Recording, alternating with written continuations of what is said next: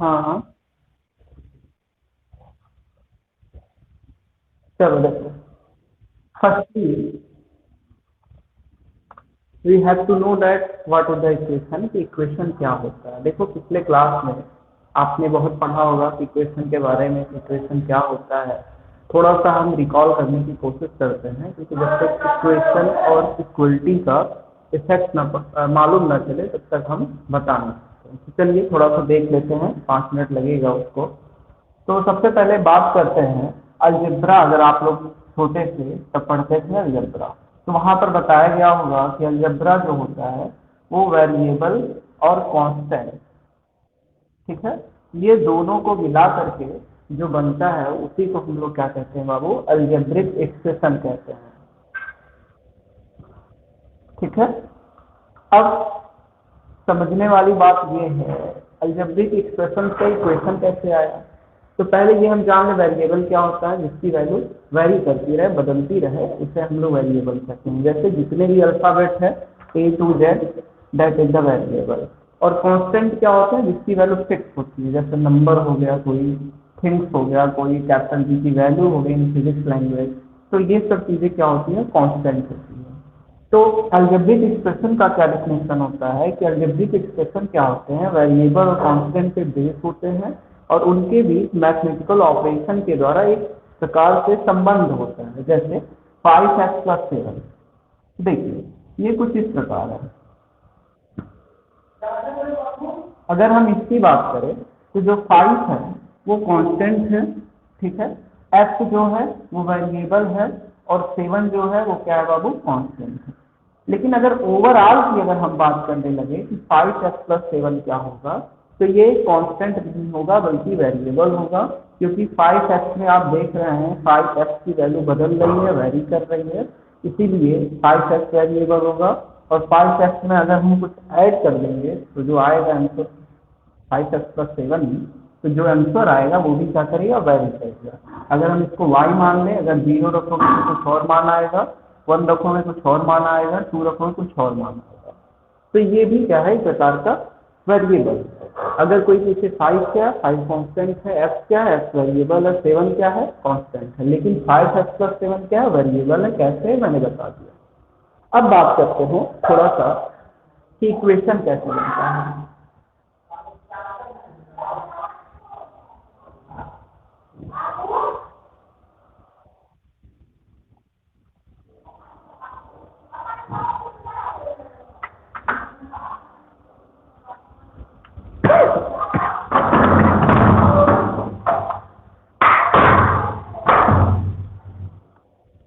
घट जाता है आपका,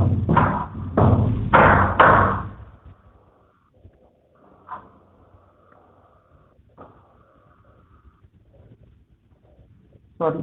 चलो आगे चलते हैं, देखते हैं क्या बता रहे थे। हाँ, इक्वेशन के बारे में कि इक्वेशन होता कैसे है। तो इक्वेशन एक प्रकार का अलजेब्रिक एक्सप्रेशन होता है जो टू साइडेड होता है। मतलब टू साइडेड का मतलब जैसे एक अलजेब्रिक एक्सप्रेशन 5x+7 हो गया और इक्वल लगा दो तो एक टू साइड बन गया, और एक 7x+9। तो this is also algebraic expression और this is also algebraic expression. तो हम ये कह सकते हैं कि जो इक्वेशन बनता है, लीनियर इक्वेशन बनता है, वो अलजेब्रिक एक्सप्रेशन है अगर कोई, तो उसी को अगर टू साइडेड कर देते हैं तो क्या बन जाता है बाबू, इक्वेशन बन जाता है। अब इक्वेशन के पास अगर चले तो इक्वेशन में भी कई बातें हैं। जैसे आपने पढ़ा होगा लीनियर इक्वेशन, क्लास 9 की बातें हैं, आपने अभी पढ़ेंगे, थोड़ा सा डिटेल में पढ़ेंगे, यहाँ पर पढ़े तो होंगे ही जरूर, क्वाड्रेटिक इक्वेशन।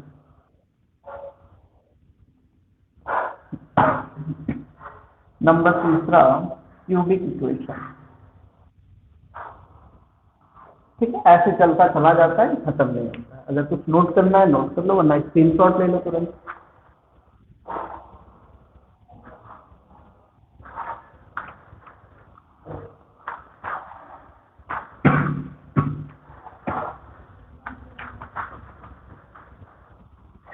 चलो देखते हैं अब लीनियर इक्वेशन के बारे में कि लीनियर इक्वेशन होता क्या है। देखिए, अगर दो वेरिएबल मिल जाए, जैसे x+y = 7 हो जाए, ठीक है, या ऐसे मैंने लिख दिया 5x+8 = 10 है, तो that is the linear equation. कैसे? देखिए एक बात समझ लीजिए, लीनियर इक्वेशन में ये मत समझिएगा कि x भी हो और y भी हो तभी लीनियर इक्वेशन कहलाता है। लीनियर इक्वेशन का रूल क्या है कि ऐसा इक्वेशन जिसमें पावर 1 होता है, देखिए x पे पावर यहाँ पर क्या है 1, अगर पावर 1 होता है तो उसको हम लोग क्या कहते हैं बाबू, लीनियर इक्वेशन कहते हैं। ऐसे क्वाड्रेटिक इक्वेशन में क्या कहेंगे, अगर पावर 2 होता है तो उसे हम क्या कहेंगे, क्वाड्रेटिक इक्वेशन कहेंगे। अब क्यूबिक इक्वेशन क्या होता है, अगर पावर 3 हो जाता है तो उसको हम क्या कहते हैं, क्यूबिक इक्वेशन कहते हैं। तो थोड़ा सा बात करते हैं लीनियर, डिटेल में पढ़ते हैं उसके बाद आगे चलते हैं। 5x+8 = 10 है।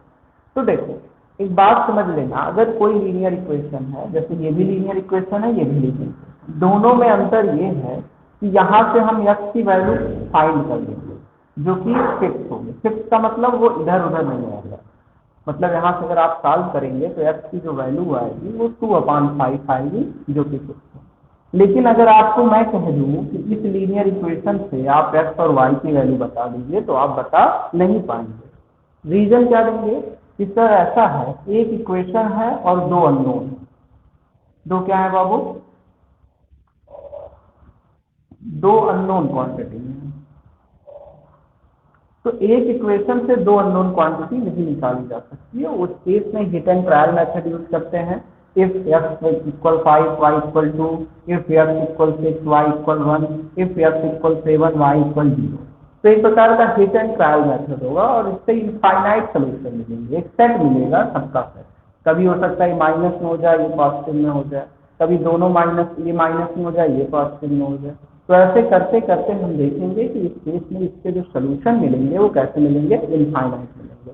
लेकिन इसमें देखिए एक ही इक्वेशन है और एक ही वेरिएबल है और वो वेरिएबल कौन है, x है। तो इस केस में जो वैल्यू मिलेगी वो क्या मिलेगी, सिंगल मिलेगी, मतलब यूनिक मिलेगी। x इक्वल क्या हो गया बाबू, जो भी आएगा 2/5 वो फिक्स होगा इस इक्वेशन के लिए। लेकिन यहाँ देखो इस इक्वेशन के लिए x की वैल्यू 6 भी हो सकती है, इस इक्वेशन के लिए x की वैल्यू 7 हो सकती है। तो हमें ये बात समझ में आई कि लीनियर इक्वेशन अगर है तो जो सोल्यूशन मिलता है, ठीक है, जिसको सोल्यूशन हम लोग कहते हैं, वो यूनिक भी हो सकता है, इनफाइनाइट भी हो सकता है। यूनिक तब होगा एक इक्वेशन एक वेरिएबल, इनफाइनाइट तब होगा एक इक्वेशन दो वेरिएबल। चलिए कुछ नोट करना है, स्क्रीनशॉट ले लीजिए।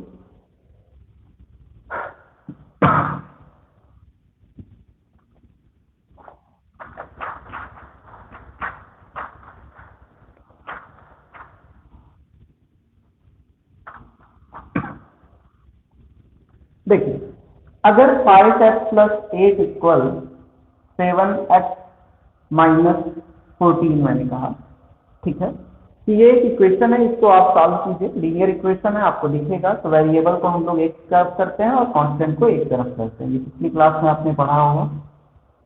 तो -14 -8, 5 में से -7 जाए -2x -22, x इक्वल आ गया 22/2, x की वैल्यू आ गई क्या, 11।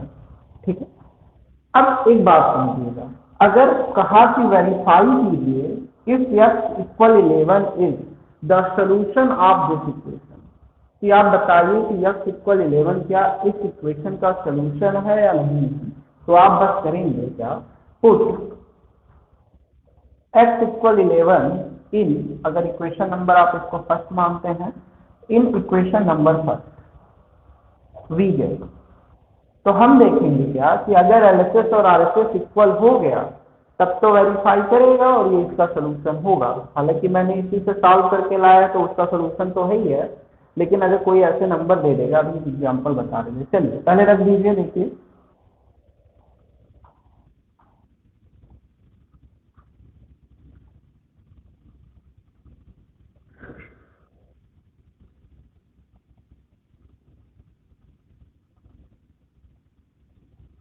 देखिए हम देख रहे हैं जो LHS आ रहा है और जो RHS आ रहा है वो दोनों सेम आ रहा है। इसका ये मतलब हुआ कि x=11 is the solution of this equation. कभी कभी क्या होगा, क्वेश्चन ऐसे दे देगा, कहेगा भाई साहब बताइए 3x+8 = 0, में x इक्वल 5 क्या इसका एक सोल्यूशन है या नहीं है, सोल्यूशन है या नहीं है, तो आप कहेंगे कि ठीक है हम देखते हैं कैसे देखना है। आप इसको सॉल्व नहीं करना चाहेंगे मत कीजिए, आप x इक्वल 5 यहाँ पर रख दीजिए। अगर x इक्वल 5 रखने पर सेटिस्फाइड कर दे, मतलब ये LHS और RHS बराबर आ जाए, ये LHS है ये RHS है, तो वो उसका सोल्यूशन होगा। और नहीं आ रहा है तो इसका मतलब कि x equal 5 is not solution of the this equation. ठीक, चलिए बताते हैं।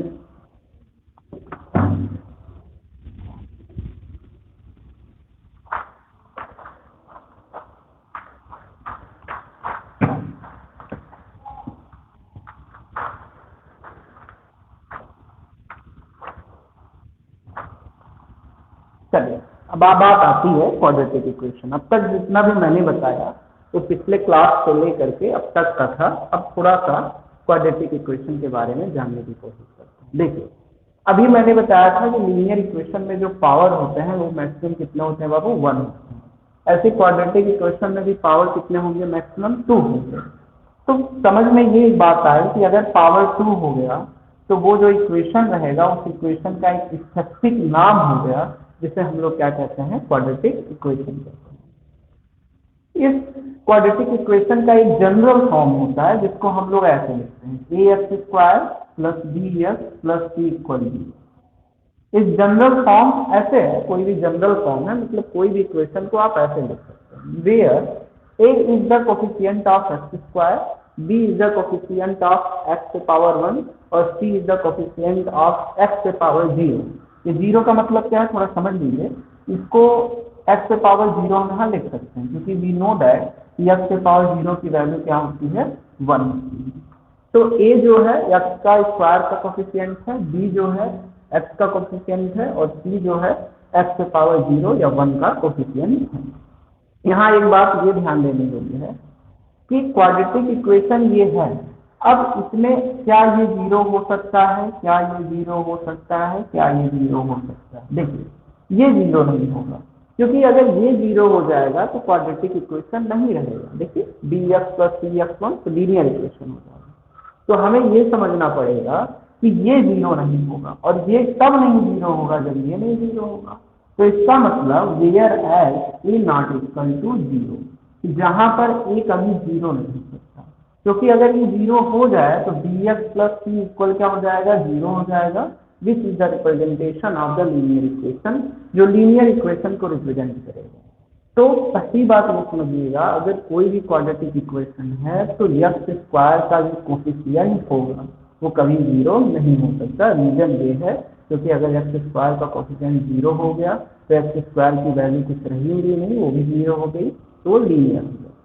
बाकी जो बचा बी और सी कैन बी 0 हो सकते हैं, ऐसी कोई बात नहीं है। जैसे मैं आपके सामने एक एग्जाम्पल दिखा रहा हूँ, 4x² प्लस 4x इक्वल 0। अब देखो यहाँ पर ये जो c है जिसको हम लोग कहते हैं कांस्टेंट, वो है नहीं, तो मान लो यहाँ 0 है। देखिए 0 हो गया। 4x² माइनस 1 इक्वल 0, यहाँ x का कोफिशिएंट नहीं है, यहाँ पर x का कोफिशिएंट नहीं है, यानी b 0 हो गया। तो इसमें हम देख रहे हैं c 0 हो जा रहा है, इसमें देख रहे हैं b 0 हो जा रहा है, लेकिन a 0 नहीं हो सकता है। तो एक बात हमेशा ध्यान रखना, अगर क्वाड्रेटिक इक्वेशन है तो उसमें जो डेफिनेशन बताओ कि equation which is a representation in the form of A x square plus B x plus C X equal 0, whereas, ये लाइन मत भूलना बोलना, whereas A not equal to 0, ये ए 0 नहीं हो सकता है। समझ में आ गई होगी बातें, क्यों नहीं हो सकता है, क्योंकि अगर ये 0 हो जाएगा तो इसका कोई महत्व नहीं है, ये छूट जाएगा, तो हमारा जो बचेगा बी एक्स प्लस सी, जो कि लीनियर इक्वेशन बन जाएगा। चलिए आगे थोड़ा बढ़ते हैं। देखिए क्वाड्रेटिक इक्वेशन में पावर, जिसको हम लोग कहते हैं 2 होता है। जैसे यहाँ पर देखिए 2 है, ऐसा तो है नहीं कि यहाँ पर 3 हो जाए। अगर 3 हो गया तो वो क्वाड्रेटिक नहीं है, वो क्यूबिक हो गया। तो क्वाड्रेटिक इक्वेशन की पहचान ये है कि मैक्सिमम जो पावर होने चाहिए वो कितने होने चाहिए बाबू, 2 होने चाहिए। अगर 2 से ज़्यादा होता है तो क्वाड्रेटिक इक्वेशन नहीं है। ऐसे लीनियर इक्वेशन में जो पावर होने चाहिए वो मैक्सिमम कितने होने चाहिए, 1 होने चाहिए। अगर 1 से ज़्यादा हो गए तो लीनियर नहीं होगा। अगर 1 से ज़्यादा 2 हो गए तब क्वाड्रेटिक हो गया, 1 से ज़्यादा अगर 3 हो गए तो क्यूबिक होगा।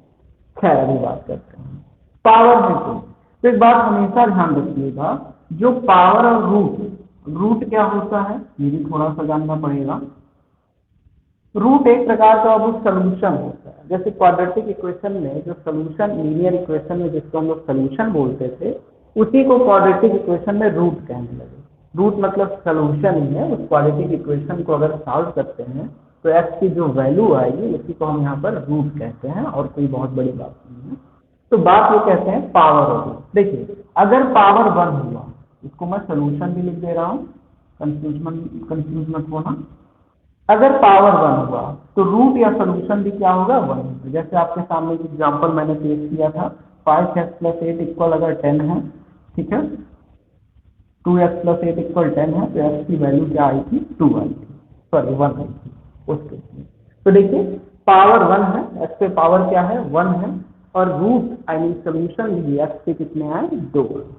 लेकिन कभी कभी पावर अगर 2 हो गया तो रूट भी कितने होंगे, 2 होंगे। जैसे आपके सामने थोड़ा सा हम, आप जानते नहीं होंगे इस बात को, x² - 4 इक्वल 0 है, तो x² इक्वल 4 होता है, तो x की जो वैल्यू आती है वो +2 भी आती है, -2 आती है, क्योंकि +2 का स्क्वायर भी 4 होता है और -2 का भी स्क्वायर 4 होता है।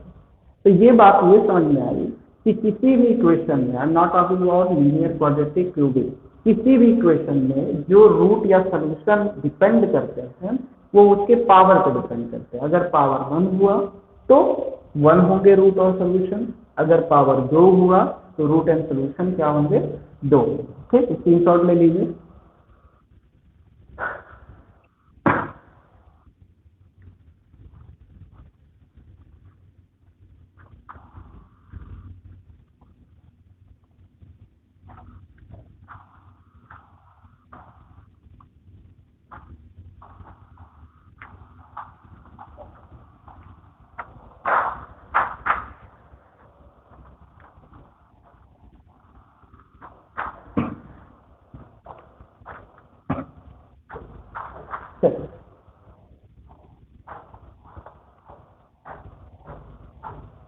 तो हमें ये बात समझ में आया कि क्वाड्रेटिक इक्वेशन का जो जनरल फॉर्म होता है, जिसे हम लोग ये कहते हैं general form, ax² + bx + c equal क्या होता है, 0 होता है, whereas e not equal to 0। अब मुझे नहीं लगता कि बताने की जरूरत है कि a क्यों नहीं 0 हो सकता है। अब कैसे क्वेश्चन आते हैं, कभी कभी क्या होता है इसका सोल्यूशन को, जैसे मैं क्वेश्चन थोड़ा सा आपको बताने की कोशिश कर रहा हूँ एग्जाम्पल लेके, x² + 8x + 16। तो देखिए आप बहुत दिन से पढ़ते आ रहे हैं कि ऐसे इक्वेशन को कैसे सॉल्व करना है। तो सीधी बात है, या तो आप फार्मूला बना दीजिए कोई, a + b का होल स्क्वायर, a - b का होल स्क्वायर, कुछ ऐसे बना दीजिए, या आप उसको जो मिडिल टर्म होता है जिसको हम लोग ये 8x में होता है जिसमें पावर 1 होता है, उसको हम लोग 2 पार्ट में स्प्लिट कर लेते हैं। अब ध्यान से समझना, स्प्लिट करना भी इतना आसान नहीं होता है, कभी कभी प्रॉब्लम हो सकती है, लेकिन 9th क्लास में आपने तरीके से पढ़ा होगा कि स्प्लिट कैसे करना है। तो दिक्कत बताओ।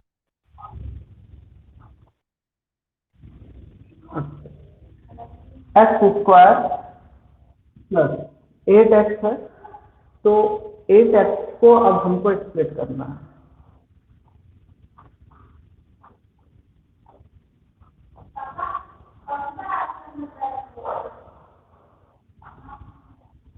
एट एक्स को हम ऐसे स्प्लिट करेंगे कि वो उसके 2 टर्म क्या हो जाए, बढ़ जाए। जैसे 8x है, अब उसको ऐसे टर्म में डिवाइड करो, सॉरी डिवाइड करो, ऐसे टर्म में स्प्लिट करो कि मल्टीप्लाई करने पे 16 आ जाए और ऐड करने पे 8 आ जाए। तो चलो देखो, 4x ये हो सकता है, दूसरा 1x 7x हो सकता है, दूसरा 2x 5x हो सकता है, सॉरी 6x, 3x 5x हो सकता है, 4x ये 5x 3x हो जाएगा, ये सब हो जाएगा। इतने पॉसिबिलिटीज होती हैं, लेकिन ध्यान देना मैं बता रहा हूँ कि इसको ऐसे दो टर्म में स्प्लिट करना है कि मल्टीप्लाई करने पे 16 आ जाए। ठीक, आप अभी तो छोटा है, आप तो कहोगे सर हम इन दोनों का मल्टीप्लाई कर ले रहे हैं, कोई दिक्कत नहीं है। लेकिन जब बड़े बड़े आते हैं ना तो केवल यूनिट डिजिट देखो, ऐसे दो संख्याओं का प्रोडक्ट जो 6 हो सकता है, तो कौन कौन से हैं? सीधी बात है, 2 8 हो सकता है, 4 4 हो सकता है, और कोई जिसका प्रोडक्ट 1 6 हो सकता है। और मुझे नहीं लग रहा है कि किन्हीं दो संख्याओं का प्रोडक्ट क्या हो सकता है, 6 हो सकता है लास्ट के यूनिट डिजिट में, अगर इन दोनों को मल्टीप्लाई करें तो यहाँ पर देखो जरा, क्या 1 7 नहीं, 2 6 नहीं, 3 5 नहीं, तो 4 4 बच गया। ठीक है, तो 4 4 यानी यहाँ पर 4x हो जाएगा और यहाँ पर भी क्या हो जाएगा, 4x हो जाएगा। अब इन दोनों को हम क्या करेंगे बाबू, कॉमन ले लेंगे। x प्लस 4, यहाँ से भी कॉमन ले लिया मैंने 4, x प्लस 4 इक्वल, अब यहाँ से x प्लस 4 इक्वल 0। अब यहाँ से समझ में आना चाहिए ये बात मोस्ट इंपॉर्टेंट। देखो, किन्हीं भी दो संख्याओं का, नंबर का प्रोडक्ट अगर 0 है तो इसका ये मतलब होता है कि दोनों संख्याएं या तो 0 होंगी, या तो कोई एक संख्या 0 होगी, या तो ये संख्या 0 होगी। किसी दो संख्याओं को, किसी भी दो नंबर का प्रोडक्ट अगर 0 है तो इसका यही मतलब है दोनों में से कोई ना कोई एक तो 0 होगा ही होगा, या हो सकता है दोनों 0 हो जाए। तो हम यही कहेंगे कि if x plus 4 equal 0, then x की जो वैल्यू आएगी -4 आएगी। इफ ये भाई साहब 0 हो जाए, x plus 4 equal 0, then x equal -4। तो हम ये देखते हैं कि दोनों को हम 0 करके बारी बारी सोल्यूशन फाइंड करने की कोशिश करते हैं और निकालते हैं। तो इस तरह, उस तरीके से क्वाड्रेटिक इक्वेशन को सॉल्व किया जाता है स्प्लिट करके। ठीक, चलो स्क्रीनशॉट लेना ले लो, वरना एक दूसरा बताने जा रहा हूँ।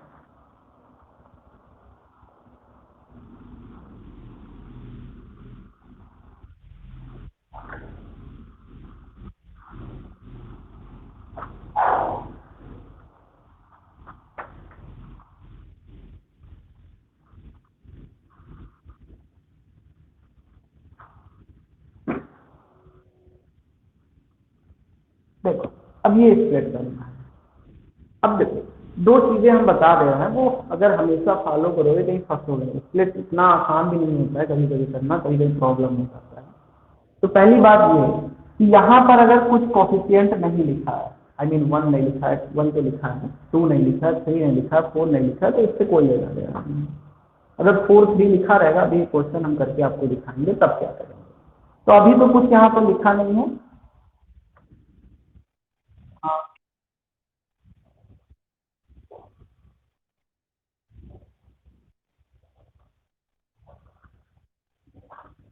तो हम ये देखते हैं कि x square minus 10x minus 24 equal अगर 0 है तो कैसे सॉल्व करना है। तो देखो बाबू, एक्स स्क्वायर ये है, यहाँ माइनस लिखा है, माइनस लिख दो, कोई जरूरत नहीं है, माइनस 24 कर दो। यहाँ -24 लिखा है, 70 कर दो।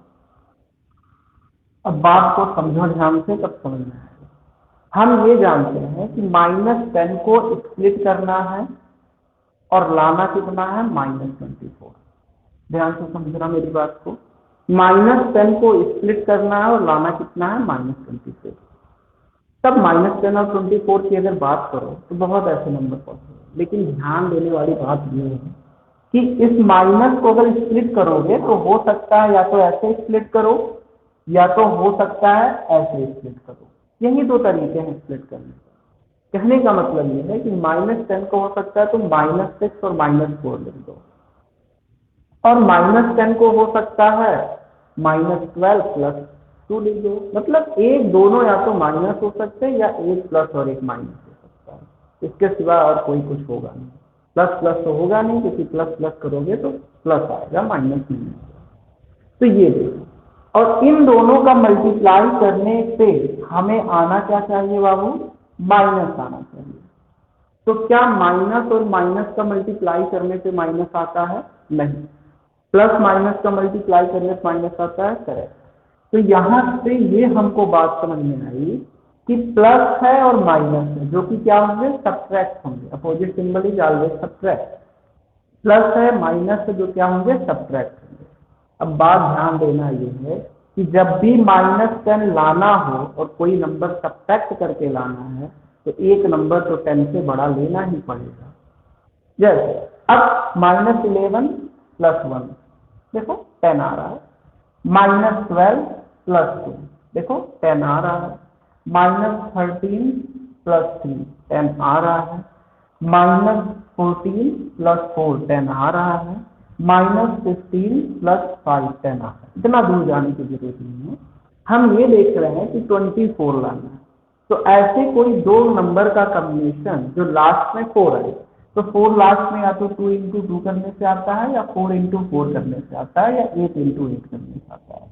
यही कॉम्बिनेशन, सॉरी 4 × 4 से नहीं आता है, ठीक है, यही कॉम्बिनेशन होता है 4 लाने के लिए। 4 × 6 होगा, 8 × 6 होगा।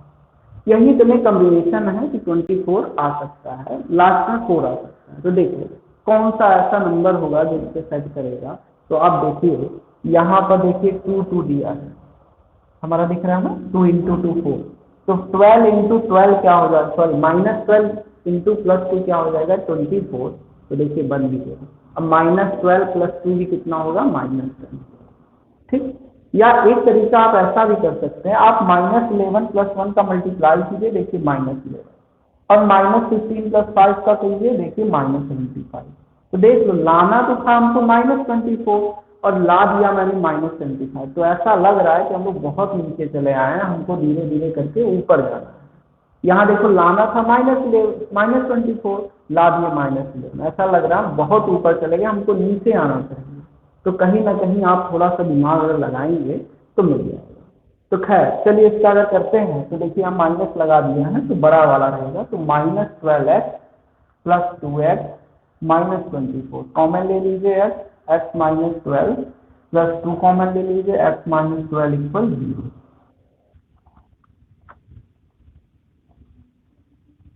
फिर वही बात है, या तो ये 0, इफ x -12 = 0 तो x = वैल्यू 2 और x -2। ठीक, कोई दिक्कत, चलिए समझ में आया, स्क्रीनशॉट ले लीजिए।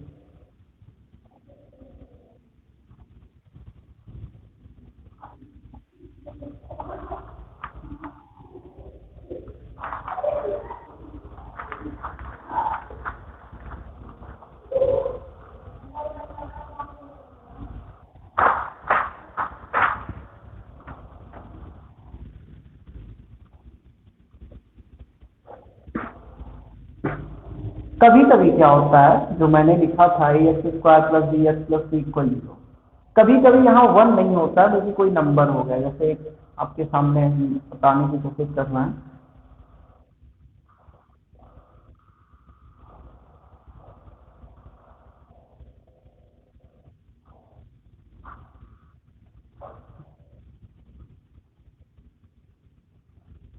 देखिए ये 2x² - 15x - 25 है।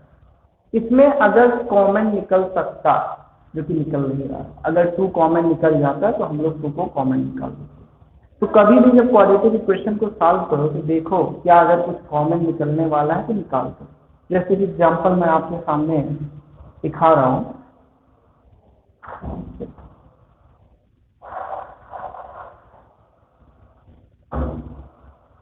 अब ये तो 2 कॉमन है, 2 को कॉमन ले लो, x² + 8x + 16 = 0। ये 2 इधर चला जाएगा तो 0 हो जाएगा, और ये x + 4 का होल स्क्वायर है, अगर आपको याद है।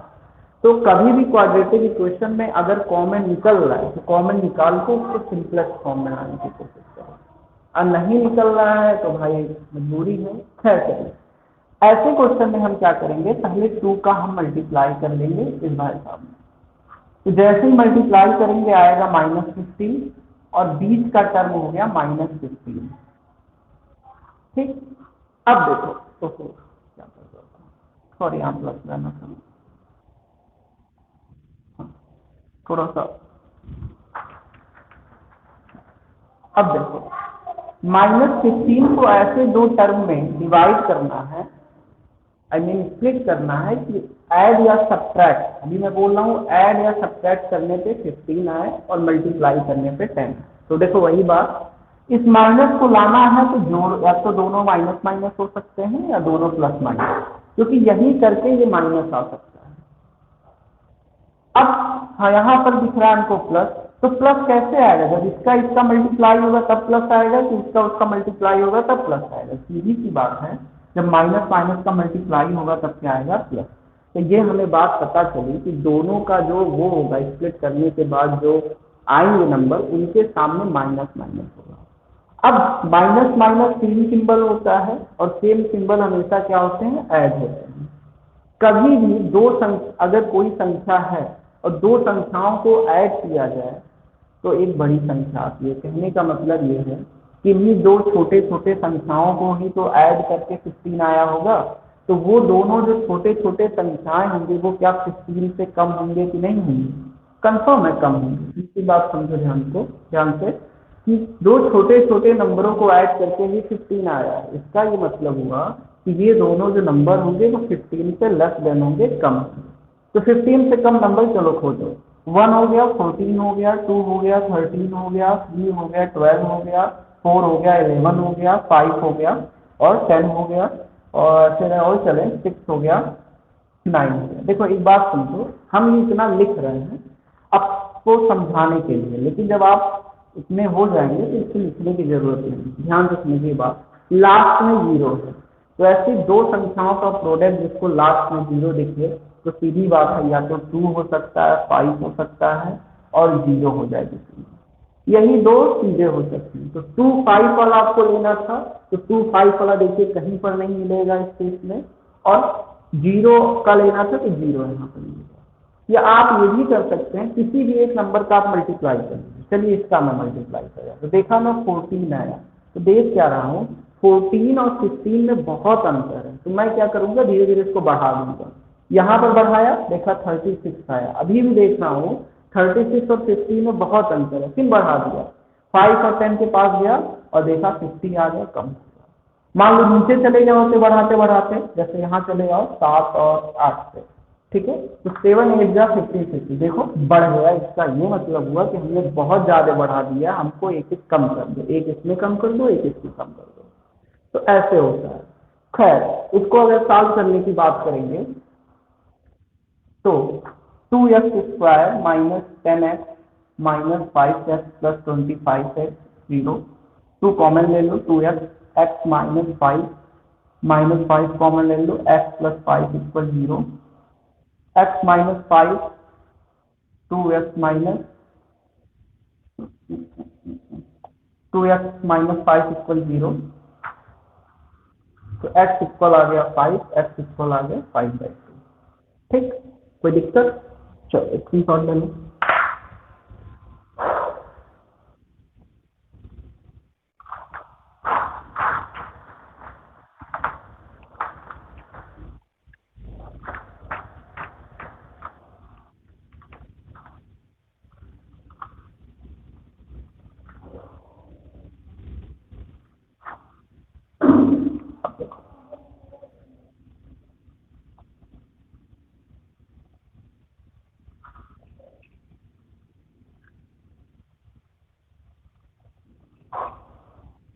एक बात ये समझ लो, कभी कभी क्या होता है, जो मैं ऐसे कह रहा हूँ कि 7 को ऐसे दो भागों में स्प्लिट करना है कि ऐड करने पे 7 आ जाए और मल्टीप्लाई करने पे 12 आ जाए, तो आपको दिख गया 4 + 3 7 और 4 × 3 क्या हो गया 12 हो गया।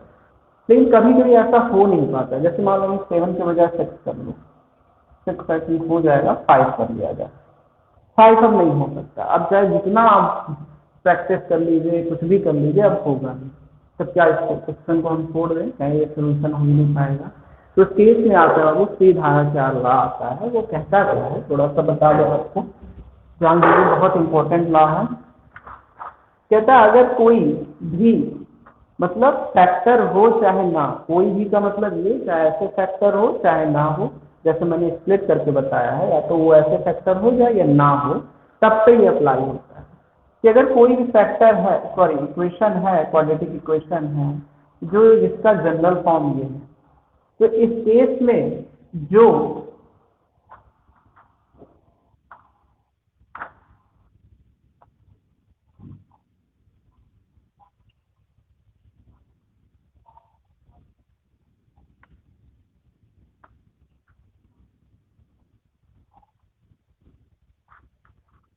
देखिए, अगर कोई भी जनरल इक्वेशन है A x square plus B x plus six C है, तो उसका फैक्टर हो चाहे स्प्लिट करने पे हो चाहे स्प्लिट करने पे ना हो, लेकिन सबको फैक्टर करने की काम सिद्धाराचार्य ये ला सकता है।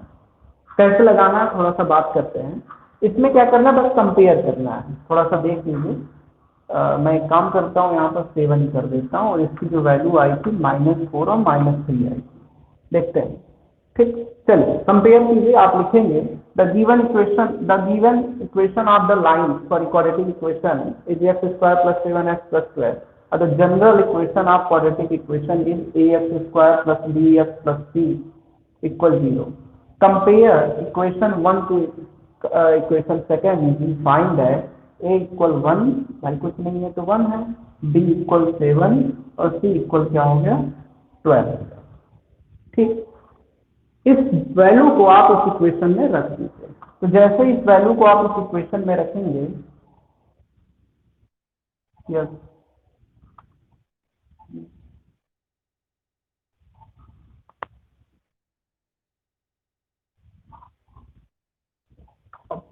यहाँ यहाँ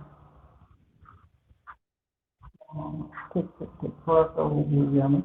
-7 प्लस माइनस और कहाँ गया ये, बी स्क्वायर की जो वैल्यू है वो 7 square -4ac, 4ac 2a, 2a का मतलब a की वैल्यू है 1, 2 इंटू 1, x की वैल्यू -7 प्लस माइनस, इसको थोड़ा सा सॉल्व करने की कोशिश करना, 7×48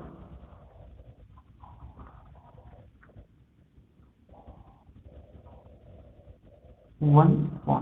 देखो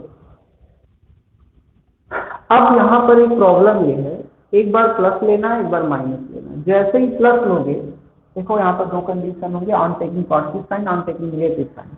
तो पॉजिटिव साइन जैसे ही लोगे तो -7 प्लस 1/2 हो जाएगा, और निगेटिव साइन जैसे ही लोगे -7 -1/2 हो जाएगा। इन दोनों को अगर सॉल्व करोगे, -7 में से +1 जाएगा, -6 को 2 से डिवाइड करोगे -3, -7 -1 -8 -8 को 2 से डिवाइड करोगे -4। देखो वैल्यू आ गई कि नहीं भैया।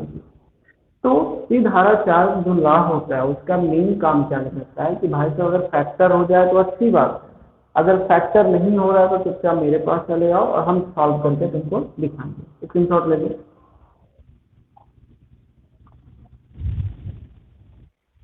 चलो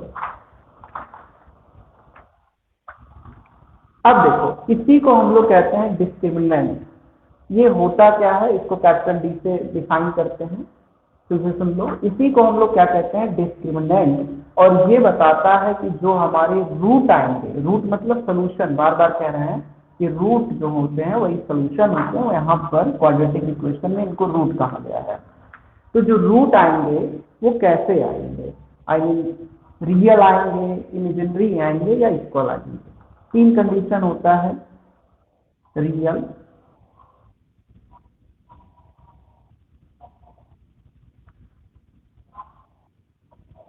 और इक्वल। इक्वल का क्या है, चलिए ध्यान से समझिए बात को तो समझ में आएगा।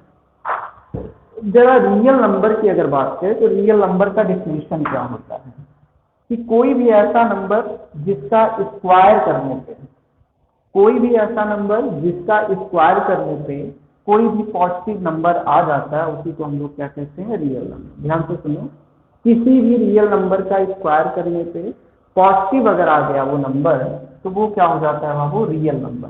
जैसे अब इसका अगर स्क्वायर करोगे तो आंसर क्या आएगा, पॉजिटिव आएगा, तो ये रियल नंबर है।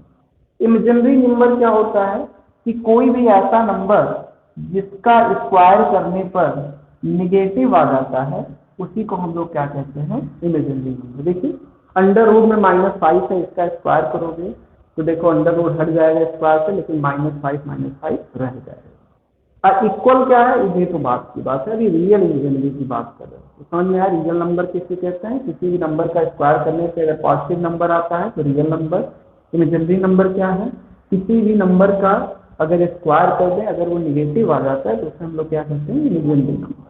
आगे बढ़ते हैं, सब अंडर रूट का काम है, अंडर रूट ही काम करता है। तो देखिए इसी को हम लोग डिस्क्रिमिनेंट कहते हैं, जिसकी वैल्यू क्या होती है, b² - 4ac होती है, और ये भाई साहब अंडर रूट में कैद रहते हैं।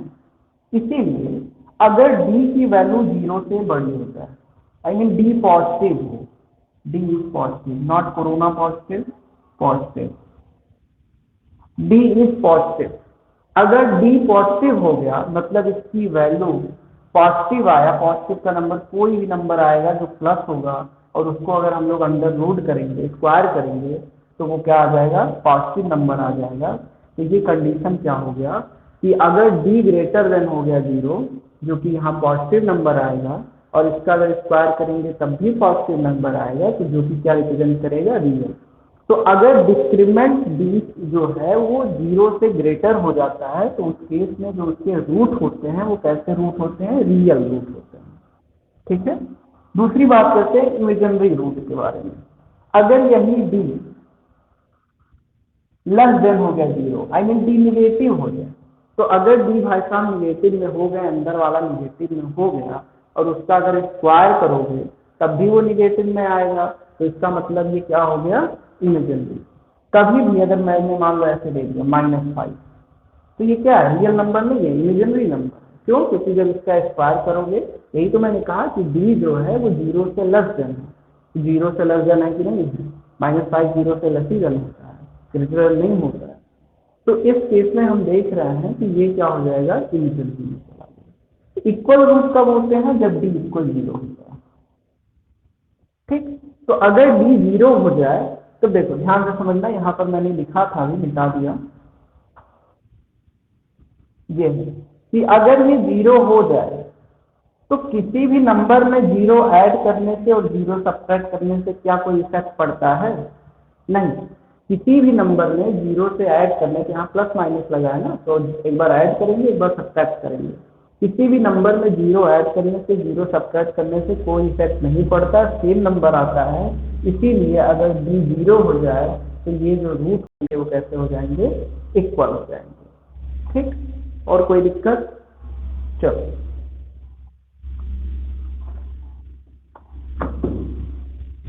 स्क्रीनशॉट ले लो।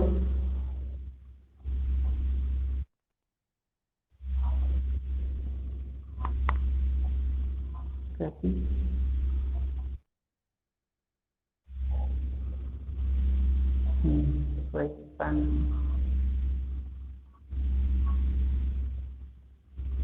स्क्रीनशॉट हो गया।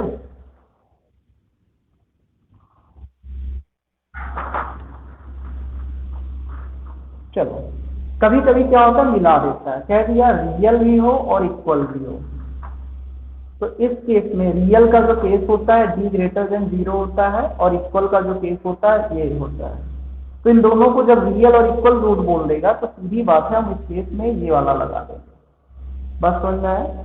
कभी कभी क्या हो जाता है, बोल देगा इमेजिनरी भी हो और इक्वल भी हो, तो ऐसा देखो पॉसिबल नहीं होता है, केवल रियल और इक्वल पॉसिबल हो सकता है, इमेजिनरी को नहीं पॉसिबल हो सकता है। क्योंकि अंडर रूट में अगर इक्वल लाना है तो ये भाई साहब को क्या करना पड़ेगा, 0 करना पड़ेगा। ध्यान से समझना मेरी बात, अगर इक्वल रूट लाना है तो अंदर वाले को क्या करना पड़ेगा, 0 करना पड़ेगा। अगर 0 ये हो गया तो क्या इमेजिनरी होगा, नहीं। लेकिन अगर इस केस में अगर इक्वल लाना अंदर 0 कर दो, लेकिन बाहर वाला तो बैठा है ना रियल करने के लिए कि नहीं करने के लिए, तो रियल और इक्वल रूट अगर कहेगा तो हम लोग ये कंडीशन लगाएंगे। ठीक है, चलो अब बाकी जो क्वेश्चन है थोड़ा कोशिश करना लगानी थी। जैसे मैं एक एग्जाम्पल दे रहा हूँ आपको कुछ।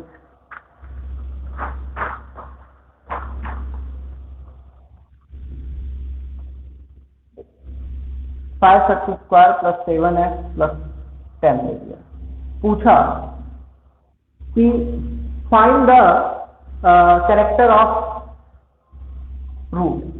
कि इनके रूट का कैरेक्टर बताना है, या ऐसे बता दो रियल है, इमेजिनरी है या इक्वल। तो सीधी बात है, मैंने लिखूंगा कि the given equation of the line quadratic equation इतना, और the general equation of quadratic equation is A x square plus B x plus c. और इसे फर्स्ट मान लो, इसे सेकेंड मान लो। कंपेयर करो, जैसे ही कंपेयर करोगे ए की वैल्यू 20, ए की वैल्यू 5, बी की वैल्यू 7, सी की वैल्यू 10, तब देखो रियल है इमेजिनरी है। इसका सबसे अच्छा तरीका है तुम डी निकाल लो। डी पहले निकालोगे, जैसे B square minus 4ac, B की वैल्यू 7 का स्क्वायर 4a 5 c 10। ये देख रहे हैं निगेटिव आ रहा है, ये निगेटिव आ रहा है। लिखोगे since the value of D, ऐसे लिख दो D is the greater than sorry less than 0। D जो है 0 से लेस देन होगा, तो the roots of the this equation is the root of the quadratic equation is imaginary. ठीक, तो ऐसे लिखना। पहले आप कहेंगे कि the given equation of the quadratic equation 5x square plus 7x plus 10। तो general equation of quadratic equation ax square plus bx plus 6। On comparing equation 1 to equation second we get a equal 5, b equal 7, c equal 10। यहाँ हम जानते हैं discriminant का जो formula होता है d equal b square minus 4ac होता है। b की वैल्यू 7 है और 4 लगा है आपके सामने, देख लीजिए, और माइनस में आ गया, फिर लिखोगे since b is the less than 0, so the roots of the this quadratic equation is imaginary. ठीक, कोई दिक्कत? चलिए चलिए ठीक है, अब हम लोग अपना देखते हैं, कल मिलते हैं।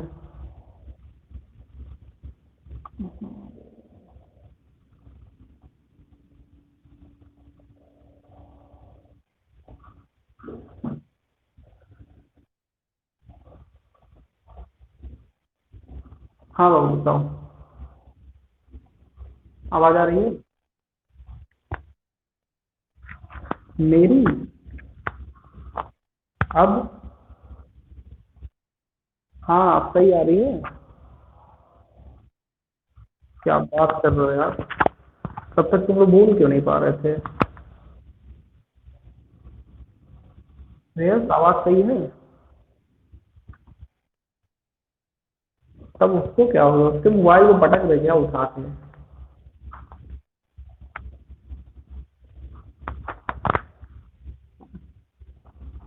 मैच देख रहे हो श्रेयस?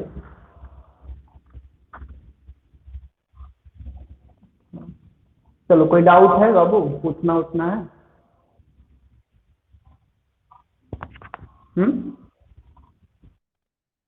अरे इसमें से जो आज पढ़ाए हैं, ऐसा कोई टॉपिक जो तुम्हें समझ में नहीं आया हो? नहीं, सब समझ में आ गया। अच्छा,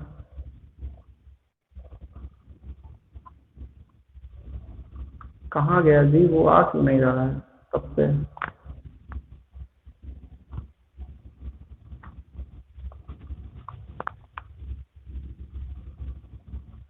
सोने चला गया क्या? काम नहीं पढ़ेंगे, बहुत हो गया। फिर आप घूमने जा रहे हो कहीं? अरे जाओ कभी कटे से पार घूम लो।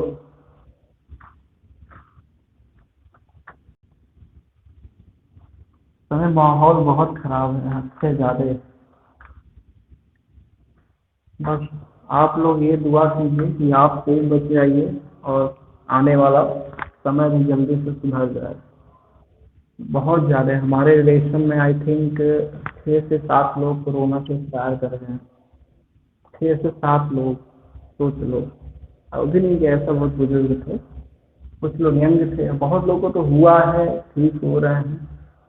तो इसीलिए बहुत सावधानी से रहिए, कोशिश हो सके तो घर में पैक रहिए एकदम हमारे जैसे, और बाहर तभी निकलिए जब कोई आवश्यकता वाला काम हो। और सबसे बड़ी बात ये, डिस्टेंस मेंटेन हमेशा किए रहिए। कोई भी हो, पापा हो मम्मी है, कोई भी है, अगर बाहर से आता है तो हमेशा उनसे डिस्टेंस मेंटेन। खैर देखो क्या होता है इस साल। मुझे नहीं लगता अब तुमसे स्कूल स्कूल खुलेगा, ऐसे ही सब चला जाएगा पिछले जैसे। लॉकडाउन फिर लग जाएगा, रह जाएगा वही कहानी को स्कूल पेपर। तो जैसे रीनी का हुआ था। हाँ क्या? कौन एग्जाम लेंगे? बोर्ड वाले? तो हाफ ईयरली वाला बात कर रहे हो ना? अरे जो हाफ ईयरली होता है ना, 6 महीने वाला, बोर्ड वाला भी। अरे यार वही तो मैं समझा रहा हूँ कि ये माहौल अगर ऐसे ही दिन प्रतिदिन चलता रहा तो फिर वही काम होगा ना। मान लो 2-3 महीने से हुआ फिर वही होगा, इसीलिए कह रहे हैं ना लोगों में सतर्क नहीं है। अभी भी चले जाओ मार्केट में। अच्छी बात है, देखो हम ये नहीं कह रहे हैं कि जिंदगी भर ऐसे ही पैक रहना है, हमको भी ऐसी बात नहीं है। हमको भी थोड़ा सा बाहर, अभी देखो बगल में सब मैच खेलते हैं, जाने ही नहीं मिलता है, क्या किया जाए। तो जितना जल्दी हो सके सही हो जाए, लेकिन एक बात ध्यान रखिएगा ना, सेफ्टी इज मस्ट। सेफ्टी बहुत जरूरी है। खैर, क्या पढ़ा रहे थे कल फिजिक्स में? कुछ मैथ में कुछ पूछना है, डाउट हो तुम लोग को जो अभी को हमने पढ़ाया उसमें कोई ऐसा चीज? नहीं तो भाई साहब ये चैप्टर हो गया है खत्म। और इसमें थोड़ा सा है, अभी बाद में बताएंगे, आई थिंक कल की क्लास में ये पूरा खत्म ही हो जाएगा। लेकिन 50% आप लगा सकते हैं, कोई वो नहीं है। खैर चलो, आ जाओ। अगर बात करते हैं किस पे, क्या पढ़ा रहे थे कल? कहाँ छोड़े थे बताना जरा, मुझे याद नहीं आ रहा। अरे वो तो हम जान में छोड़े कहाँ थे। जी हाँ, याद आ गया, याद आ गया। टोटल एनर्जी, यही चल रहा था ना जी?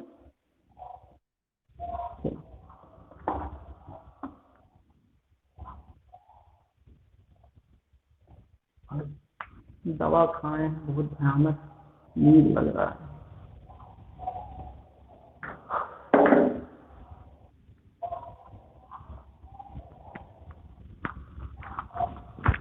चलो,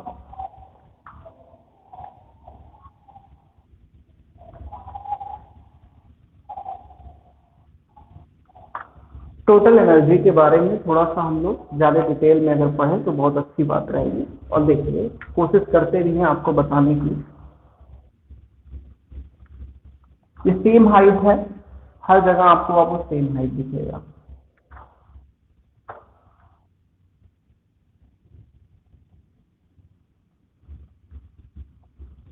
यहाँ पर कोई ऐसा व्यक्ति है, ये इसको क्या किया, एक बॉल को फ्री फॉल करा रहा। फ्री फॉल मतलब समझते नहीं, चुपचाप ऐसे छोड़ देना, that is the call of free fall. तो आफ्टर सम टाइम देखते हैं बॉल यहाँ पहुंच गई, कुछ समय बाद देखते हैं बॉल यहाँ पहुंच गई, और फिर एट लास्ट बॉल यहाँ पहुंच गई। सरफेस से टकराने वाली है, टकराई नहीं है अभी, तो ये बात हमेशा ध्यान रखिएगा, टकराई नहीं। तो देखिए, इस केस में बॉल यहाँ पर है तो इसकी हाइट है, और इस केस में हाइट ये एच है, तो कहीं ना कहीं ये वाली जो हाइट एच डैश होगी, सपोज करो एच डैश जो होगी वो एच से क्या होगी, कम होगी।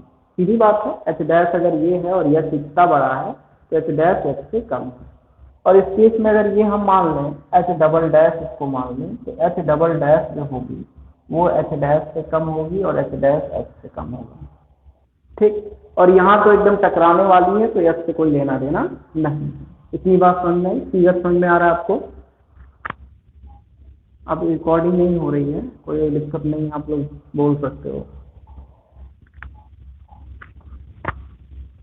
चलिए अब देखिए, हम जानते हैं कि हर केस में जो ग्रेविटी है लगना वो सेम लगेगा। ऐसा तो नहीं है यहाँ पर ग्रेविटी कुछ अलग है, यहाँ पर ग्रेविटी कुछ अलग है, यहाँ पर ग्रेविटी कुछ अलग है। और हम ये भी जानते हैं ये बॉल वही है जो आरसीबी आज खेल रही है मैच में। क्यों रे सब, जीतेगा आज आरसीबी?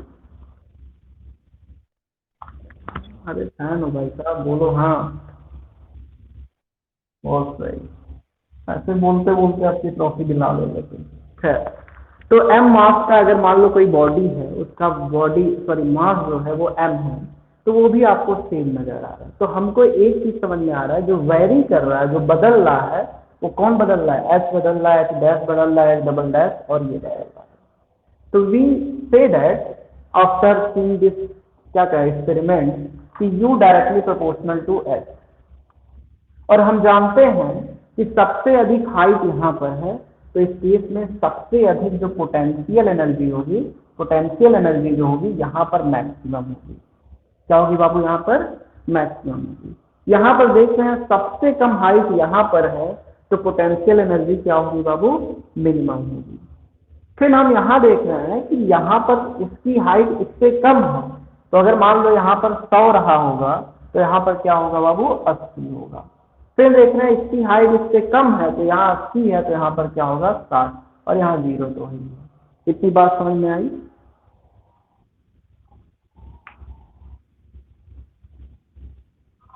इतनी बात समझ में आई? चलो, ये देखने के बाद ये मालूम चल रहा है हमको कि किसी भी चीज को अगर हम ऊपर से नीचे की ओर गिराते हैं, तो उसका जो पोटेंशियल एनर्जी होता है, दिख रहा है ना आपको? पोटेंशियल एनर्जी क्या कर रहेगा? इंक्रीज या डिक्रीज? डिक्रीज कर रहा है। तो बात हो रही है, ठीक है भाई साहब, डिक्रीज तो कर रहा है, तो बाकी का एनर्जी गया तो गया कहाँ? ऐसा तो है नहीं एनर्जी जनरेट होता है, डिस्ट्रॉय होता है, गया कहाँ? तो देखिए, ऐसा नहीं कह सकते फ्रिक्शन फोर्स लगा, ये लगा, वो लगा, ऐसा कुछ नहीं। ध्यान से समझिए हमारी बात को, तो समझ में आएंगे। हमने एक फार्मूला पढ़ा है कि स्पीड जो होता है वो डायरेक्टली प्रोपोर्शनल होता है डिस्टेंस के, अगर टाइम को हम लोग क्या करें? डिस्टेंस। अगर टाइम को हम लोग क्या करें बाबू? कांस्टेंट कर दें। स्पीड इक्वल क्या होता है? डिस्टेंस अपॉन टाइम, यही तो होता है। तो अगर टाइम को एक कांस्टेंट कर दिया जाए, तो स्पीड डायरेक्टली प्रोपोर्शनल टू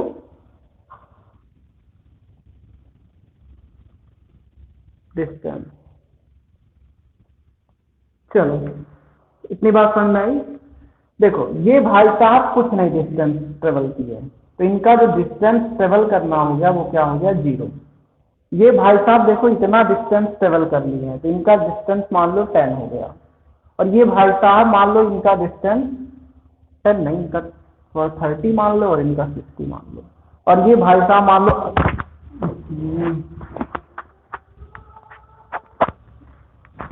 सही है? आवाज आ रही है?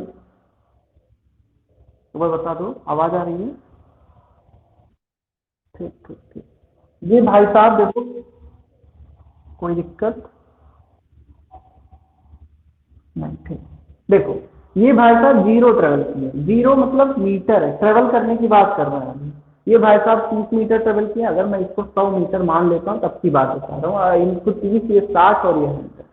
तो हम यहाँ से देख रहे हैं speed is directly proportional to distance, यानी जो अगर डिस्टेंस जैसे जैसे बढ़ेगा, देख रहे हो ना, जैसे जैसे बढ़ेगा, जैसे जैसे बढ़ेगा, तो स्पीड भी क्या होगा?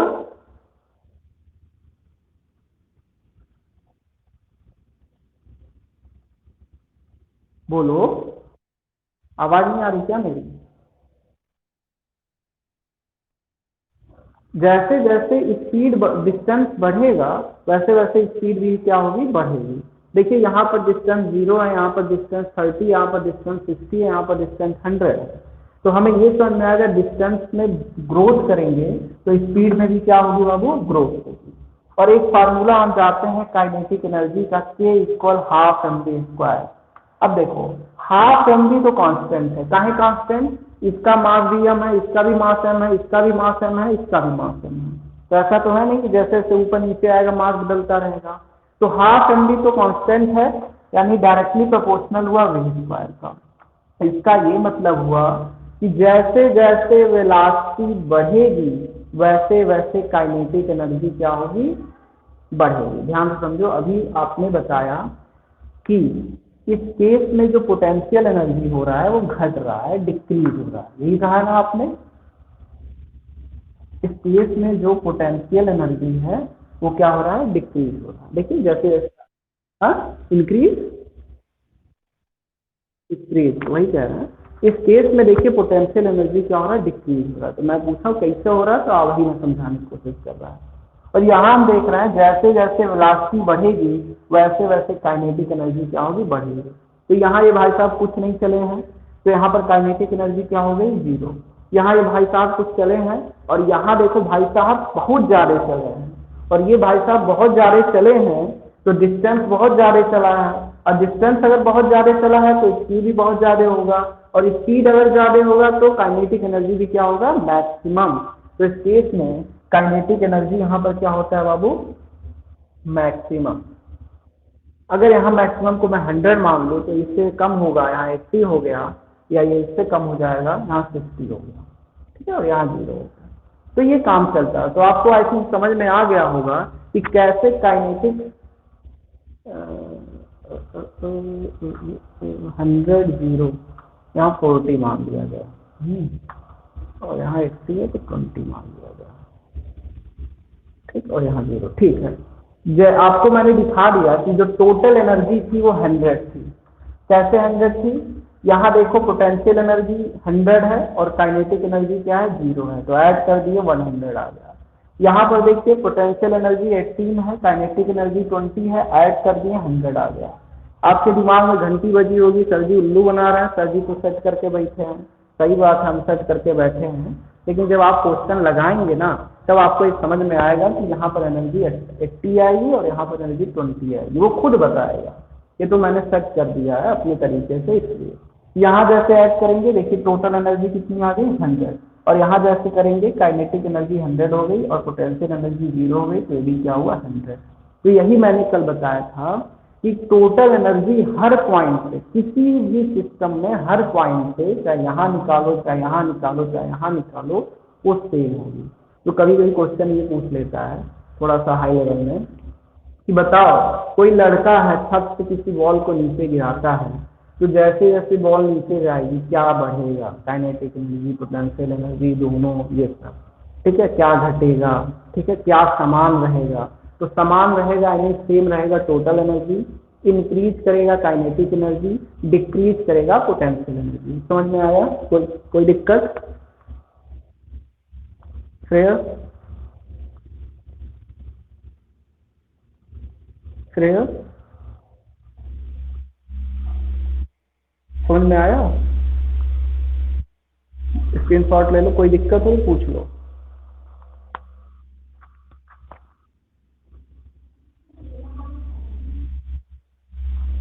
ले लिए, कुछ पूछना है,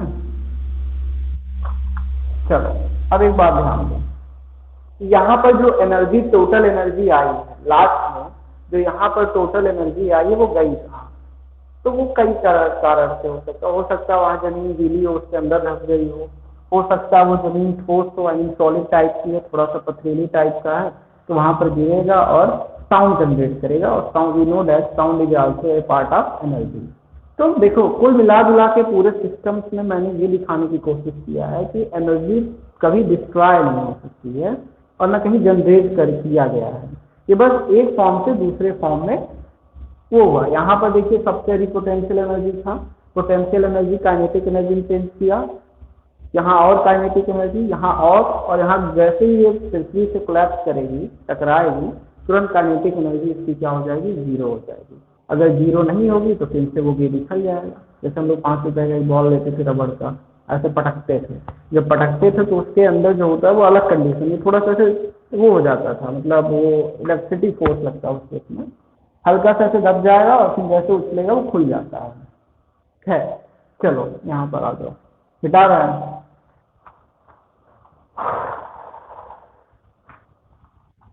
अब क्या है जी इसके बाद टॉपिक जरा बताना, बुक आज मोबाइल नहीं लिए हम।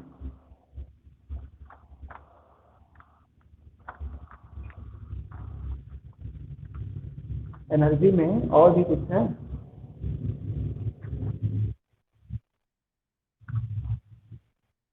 एक लोग बोलो, एक लोग बोलो।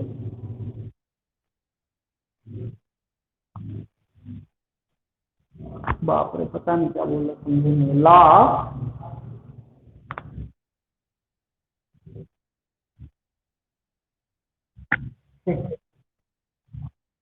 पेंडुलम, ठीक है। ये देखो एप्लीकेशन लॉ ऑफ जो भी था, ये एक प्रकार से था तब जब कोई भी बॉडी को ऊपर से नीचे की ओर, सॉरी नीचे से ऊपर की ओर गिराया जाता है तो इसका कंजर्वेशन का लाभ है, जो मैंने दिखाया है। उसी प्रकार पेंडुलम का भी आपको बता देता हूँ। ये समझ में आया ना बात? ये भी एक प्रकार का एप्लीकेशन था लास्ट एनर्जी का कंजर्वेशन का, लेकिन बस थोड़ा सा ऊपर से नीचे था। चलिए थोड़ा सा पेंडुलम के बारे में जब बात किया जाए,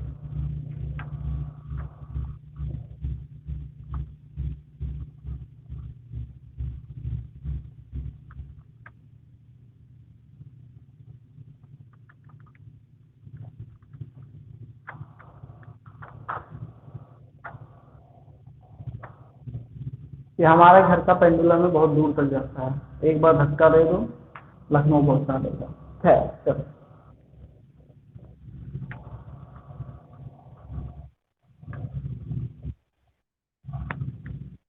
हाँ बाबू तो किसकी आवाज? मेरी आवाज नहीं आ रही है? आप बात करते रहते हैं यार तुम लोग। खैर चलो, कल हो सकता है मेरा माइक आ जाएगा, तो आई थिंक उसी से हो सकता है सब बड़े तो अच्छा, इससे आवाज क्लियर नहीं आती होगी ना उतना।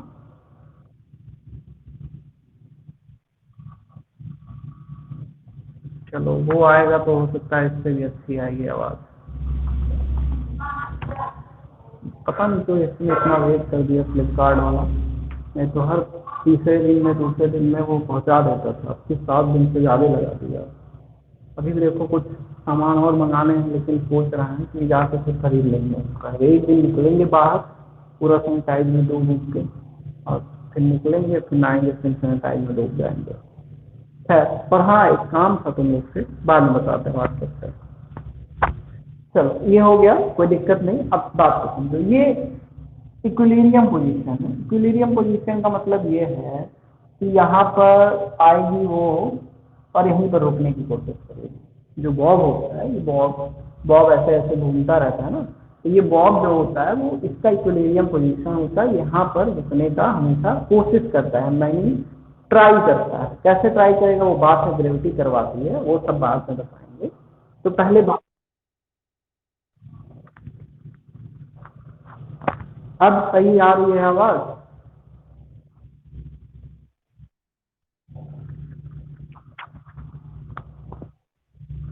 अब बताओ आवाज सही है? चलो, तो इक्विलिब्रियम पोजीशन में क्या होता है, अगर कोई बॉब है ऐसे ऐसे घूमता रहता है, तो इसको हम लोग बोलते हैं इक्विलिब्रियम पोजीशन, क्योंकि ये यहाँ पर रुकना चाहेगा। क्यों रुकना चाहेगा वो अलग की बात है, हम बताएंगे कहाँ रुकना चाहेगा। पहले सबसे बड़ी बात यह है कि कैसे ये चलता है। तो ऐसे रुका है बेचारा, हर चीज सोचता शांति में रहे। कोई व्यक्ति उसको ऐसे पकड़ा, उसको पोटेंशियल एनर्जी दिया। कैसे पोटेंशियल एनर्जी दिया? हाइट पे ले जा रहा है। कभी जब किसी भी चीज को हम लोग हाइट पे ले जाते हैं तो उसको हम पोटेंशियल एनर्जी इनडायरेक्टली प्रोवाइड कर देते हैं। तुम्हें दिखेगा नहीं कि देखो पोटेंशियल एनर्जी दे रहा है, ऐसी कोई बात नहीं है, दिखता नहीं। अगर किसी भी चीज को आप ऊपर उठाओगे तो पोटेंशियल एनर्जी। एग्जाम्पल अगर करना चाहना तो घर में अगर कोई भी छोटा लड़का होगा तो उसको पहले हल्का सा उठा लेना, छोड़ देना, देखना आराम से बेचारा चुपचाप मतलब खड़ा हो जाएगा। तो थोड़ा भी छज्जे को उठा लेना तब छोड़ना, तब देखना क्या होगा, हड्डी पतली हो सकते हैं, टूट जाएगा। वही पोटेंशियल एनर्जी के कारण कि जैसे जैसे हाइट से हम उठाएंगे वो काम होता है। ये सब सुन रहे हो ना?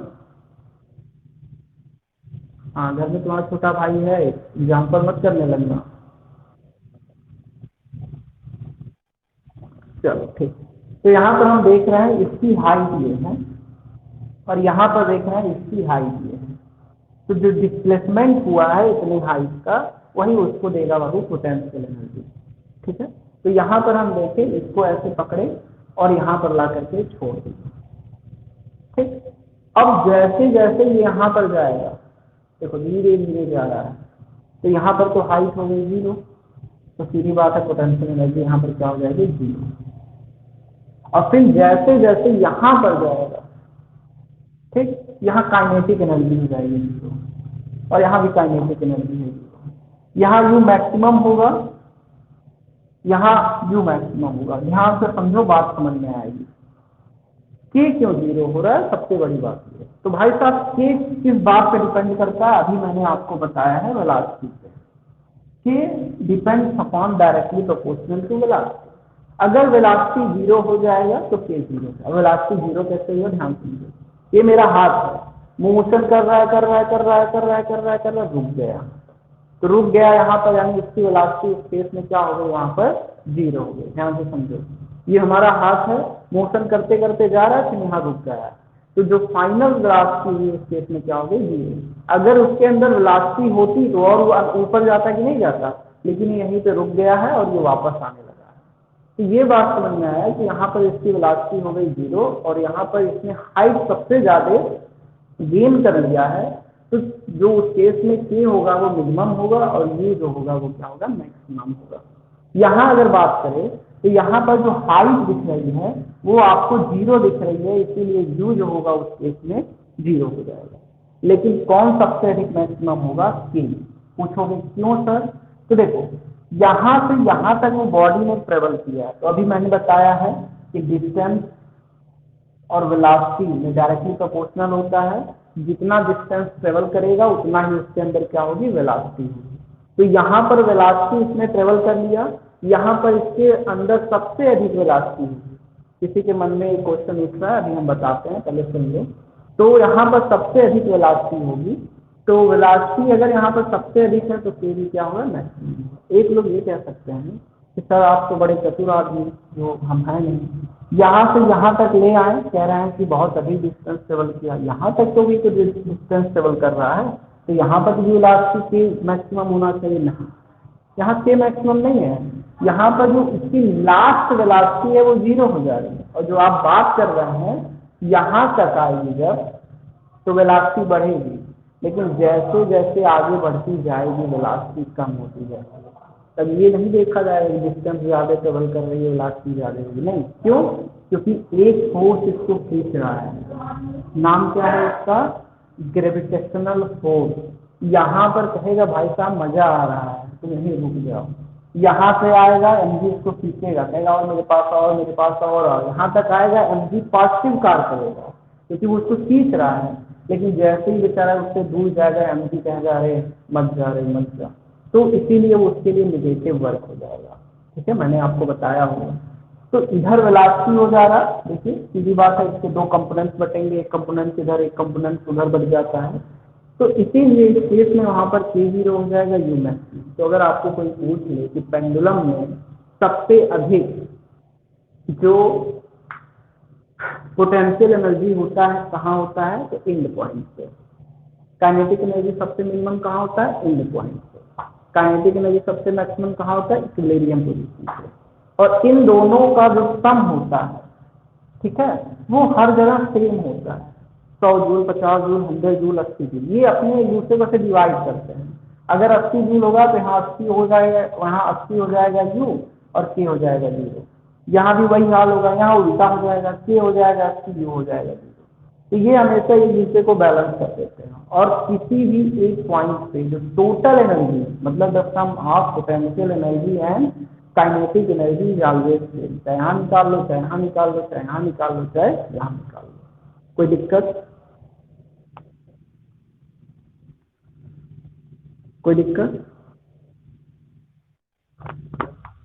कोई दिक्कत है, समझ में आया बात, ऋषभ, श्रेयस, समझ में आ गया। यार तुम्हें बड़े अजीब, वहाँ पर समझाते नहीं आता, यहाँ पर आ जाता है। वाह, स्क्रीन शॉट ले लो, मैं नोट करना, नोट कर लो। और कौन सा टॉपिक है नेक्स्ट, खत्म। अच्छा बता रहे हो, हमने खत्म, खुश हो गया मैं तो।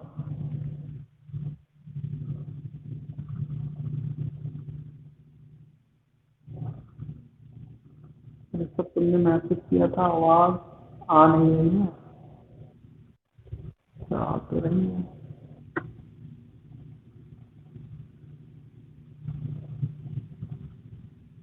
हो गया बाबू, स्क्रीन शॉट हो गया।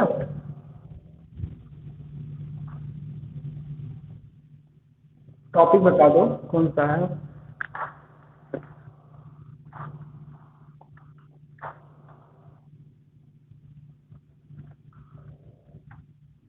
क्या है?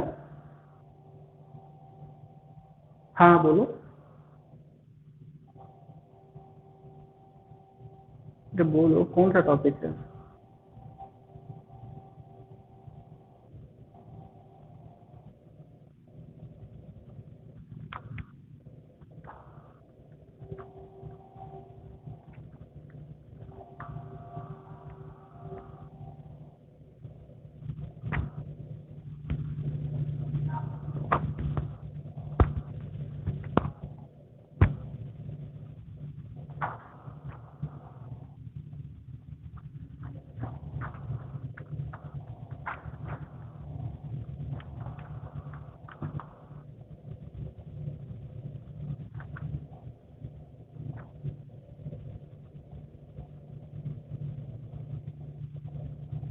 टॉपिक बताओ तुम लोग, याद नहीं आ रहा हमको थोड़ा।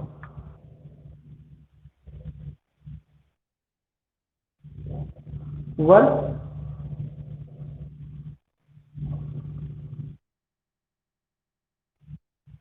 अच्छा वो आखिरी टॉपिक था। और कोई सब टॉपिक। हाँ बोलो अभी।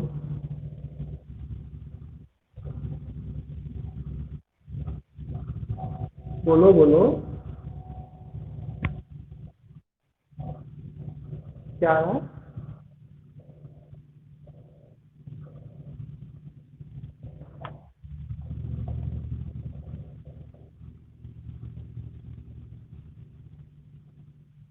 हाँ बोलो। अरे यार वीडियो कहाँ नहीं दिखा रहा, जब कुछ लिखेंगे नहीं है तो दिखाएगा क्या? नहीं दिख रहा है हम। क्या बात करोगे, सबको दिख रहा है, प्लेयर्स को दिख रहा है। म्यूट तो नहीं कर दिए हो मुझे नीचे से? दिखा रहा है वो डांस कर रहे हैं। चलो बताओ क्या पढ़ना है, कुछ पूछना उछना है? भेज दिए।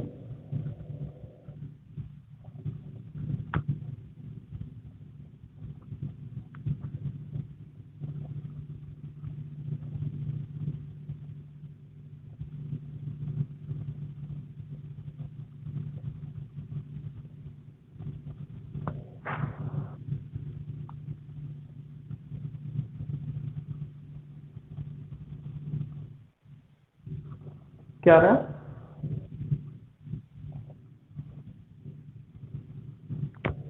चलो हम लोग पावर पढ़ते हैं। ठीक है।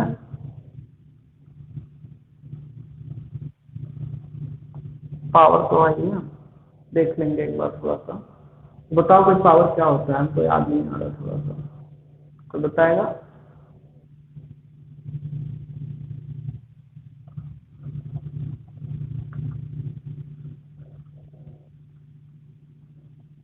सब सही है ना? आवाज आवाज आ रही है, वीडियो वीडियो दिखाई दे रहा है ना?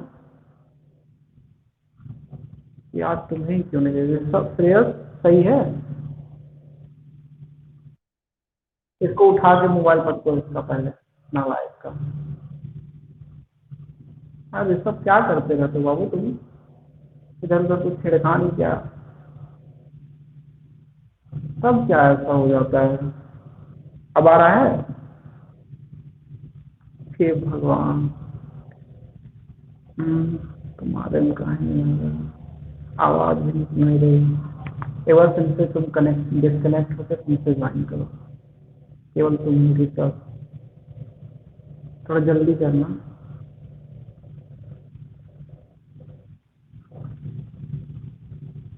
आ रही है? चलो भैया। हाँ मुझे लगा तुम छिड़खानी कुछ ज्यादा ही कर देते, इसी वजह से ऐसा हो जाता है। चलो देखो, पावर क्या होता है, कहा जाता है कि जो वर्क अगर कोई व्यक्ति करता है तो टाइम के साथ जो उसका रेट होता है उसी को हम लोग क्या कहते हैं, उसका पावर कहते हैं। ओके। नेटवर्क की वजह से हो रहा है, भाई साहब का नेट खत्म हो गया। P equal W upon T अगर है तो वर्क जूल में होता है और टी सेकंड में होता है, ठीक है। तो अगर कोई पूछे आपसे पावर की जो वैल्यू होती है पर यूनिट होती है वो जूल पर सेकंड होती है। एक बात हमेशा याद रखिएगा, पावर होता क्या है, किसी भी व्यक्ति के द्वारा, मशीन के द्वारा जो वर्क करने की जो रेट होती है, रेट कभी भी अगर बोल दिए तो टाइम है, एक बात ध्यान में याद रखना। तो किसी भी मशीन की वर्क करने की जो रेट होती है वही उसकी क्या कहलाती है बाबू, पावर कहलाती है। और आपको अगर याद होगा, थोड़ा सा मैंने बताया था कि कोई भी ऐसी मशीन नहीं बनी है कि जो जिसकी इफिशियंसी हमेशा 100% हो, मतलब जितना हम लोग दे दिए उतना काम करे, तो ऐसा कोई वो नहीं। और जूल पर सेकंड को भी हम थोड़ा सा अगर आप बात करेंगे तो वाट कहते हैं, आई थिंक, क्यों, सही है, WATT आई थिंक है, वाट कहा जाता है। तो पावर का जो यूनिट होता है वो जूल पर सेकंड भी हो सकता है, वाट भी हो सकता है। अगर कोई पूछे कि पावर क्या है तो आप कहिए a machine which is the work done in 1 second, थोड़ा सा बताते हैं, इफ टी इक्वल 1 सेकेंड, अगर टी 1 सेकेंड हो जाए तो टी इक्वल क्या हो गया, डब्ल्यू हो गया। तो इसका मतलब हुआ कि कोई मशीन है, the work done in 1 second is called his power, कि 1 सेकेंड में जितना वो वर्क डन करेगा उसी को हम लोग क्या कहेंगे, उसका पावर कहेंगे। या ऐसे कहें, क्या हुआ, हाँ, तो हम ये कह रहे हैं the rate of work done, the rate of work done is called his power, the units of power is a joule पर सेकेंड एंड वाट। ठीक, ये नोट कर लो। एक एचपी हार्स पावर जिसको बोलते हैं, एक एचपी जो होता है वो 746 वाट होता है मेरे बाबू। कभी कभी पेपर में पूछ लेता है कि एक हार्स पावर जो होता है, हाथी वाला पावर नहीं है, नामी है ऐसा हार्स पावर, तो एक हार्स पावर जो होता है वो 746 वाट होता है।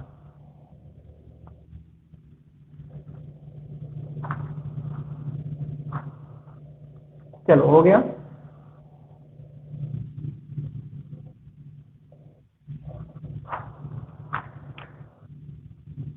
देखो अब इसी पे थोड़ा सा एक दो न्यूमेरिकल बताने की कोशिश करते हैं। जैसे कोई घर में किसी के नल लगा है, टंकी है, वो पानी को ऊपर पहुंचाता है, ठीक है। टंकी आदि जानते हो, मोटर जिससे पानी को ऊपर ले जाता है। कितना ऊपर पहुंचाना है, 100 मीटर। ग्रेविटी आपकी दे दिया है 10 मीटर पर सेकेंड स्क्वायर, ठीक, ग्रेविटी दे दिया है आपका 10 मीटर पर सेकेंड स्क्वायर। और पावर दे रखा है, पावर कितना ले लें, थोड़ा सा इजी लें, 80 वाट दे रखा है, ठीक। पूछा बताओ कितने सेकंड में वो मोटर जो पानी को ऊपर चढ़ाएगा, after how many second the टंकी I mean the tank is fulfilled, कि जो टंकी हो वो फुलफिल्ड हो जाए। ध्यान से सुनो, 100 मीटर की ऊंचाई पे टंकी है, ठीक, इसका जो है ग्रेविटी वो 10 मीटर पर सेकेंड स्क्वायर है, ठीक। और मान लो थोड़ा सा इसका बात करें, अगर इसमें मास लेना पड़ेगा ना, ये 1000 किलोग्राम की टंकी है, लीटर नहीं बना रहे हैं, किलोग्राम ही लिख दे रहे हैं, थोड़ा सा तो ये के लिए आसानी हो जाएगा, ये लीटर में देंगे, किलोग्राम में कन्वर्ट करोगे थोड़ा डिफिकल्ट हो जाएगा। तो 100 मीटर ऊंची है और 1000 किलोग्राम उसमें पानी आ सकता है। तो आपको बताना यह है कि कितने अगर उस मोटर की जो पावर है वो 80 वाट है, तो कितने समय में ये टंकी को भर देगा। जल्दी लगा के बताइए हमको, अब नहीं आ रहा तब भी बताइएगा।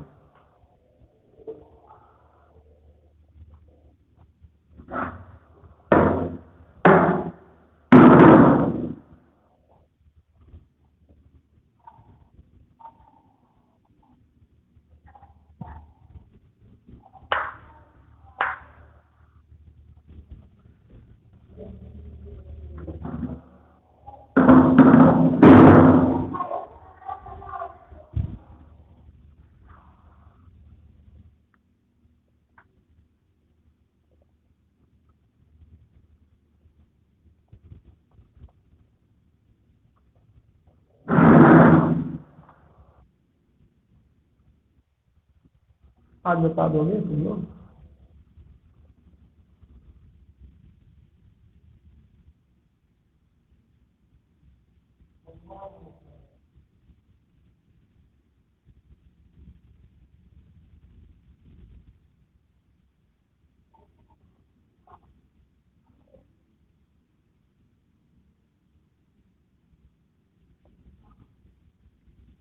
नहीं आ रहा है बाबू?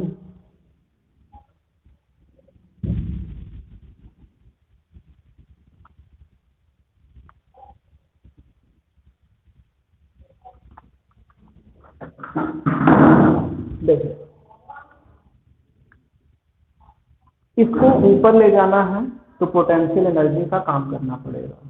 पानी को अगर ऊपर ले जाओगे, कहीं ना कहीं मास को तुम ऊपर ले जा रहे हो तो पोटेंशियल एनर्जी है। तो एक फार्मूला है U equal M G H. अब m की वैल्यू 1000 है, g की वैल्यू 10 है, h की वैल्यू 100 है। मल्टीप्लाई मत करो रहने। अब we know that P equal W upon T होता है, यही होता है। जो मोटर है वो 80 वाट का है, और जो वर्क है वो कितना है? यही तो वर्क है, यही तो मोटर काम करेगा भाई साहब। यही अगर मोटर काम कर देगा तो पानी ऊपर पहुंच जाएगा। तो वर्क डन जो होगा यही होगा, बस 1000 गुणे 10 गुणे 100 डिवाइडेड बाई टी। एक जीरो से एक जीरो कट गया, टी की वैल्यू आ गई 100 गुणे 1000 डिवाइड बाई 8। अब इसको काट पीट लेना, आंसर आ जाएगा इसका 8×16 कितना सेकेंड। अब 60 से डिवाइड कर देना, मिनट आ जाएगा। ठीक है, थोड़ा दिमाग लगाया करो, ऐसे क्वेश्चन बहुत ढेर सारे आएंगे। पहले ये देखा करो कि जो वर्क डन होगा, पहली बार तो हम पढ़ा रहे थे, आप लोग को बता देना था, जो वर्क डन होगा वो करेगा कौन? तो मोटर करेगा। तो इसका वर्क डन निकाल लो।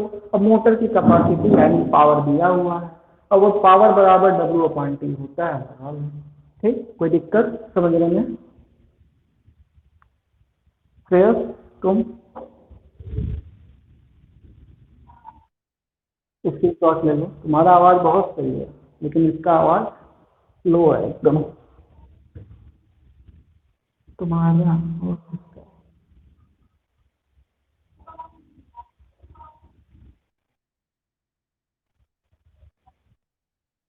ऐसे ही नहीं है इसमें,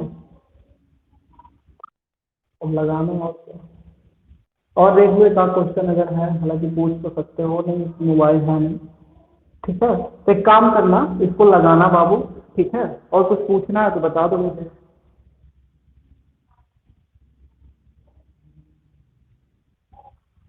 नो रिप्लाई। हाँ, एक सेकंड एक सेकंड ध्यान दो, इसी में थोड़ा सा एक चीज इंक्लूड कर लेते हैं। इधर दो, ध्यान दो। मैं कह रहा हूं कि जो मशीन वर्क कर रही है वो 80 वाट है, वो 50% केवल उसकी एफिशिएंसी है। ध्यान से समझना मेरी बात को, तब समझ में आएगा। क्या समझे बात को?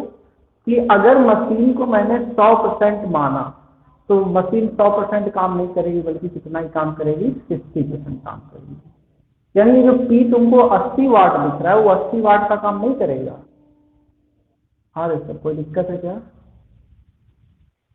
अगर 80 वाट है तो 80 वाट का हम 60% निकालेंगे। क्यों? क्योंकि मशीन का जो वर्क है वो 60% ही कर रही है, यानी इफिशियंसी जो दी है मशीन की वो कितनी परसेंट दी है बाबू? 60%।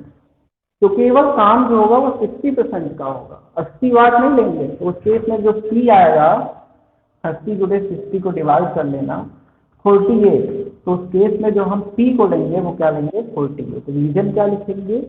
Since the work done is completed by it's power. अब इट्स पावर है तो पावर तो 48 है, वो दिखावा वाला पावर, कि हम कह रहे हैं हम 80 वाट में करेंगे, लेकिन हमारी पावर कितनी है? 48 वाट। तो उस केस में हम क्या लेंगे? 48 ले लेंगे। बात समझ में आई दोनों जन को? श्रेय, और कोई दिक्कत? तो चैप्टर क्या खत्म हो गया क्या?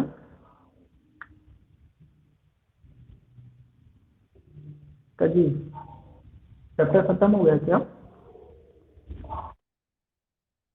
क्वेश्चन भेज दिए हो इस पे व्हाट्सएप पे?